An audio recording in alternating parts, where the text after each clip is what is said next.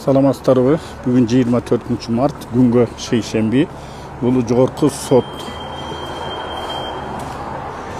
Мен сиздерге бир жакшы жагдайды көрсөтүп айтып берейин деп атам.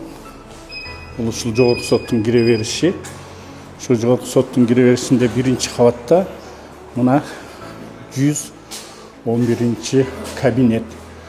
Ушул жерде жогорку соттун төрагасы Медербек Сатыев жарандарды кабыл алып жатат.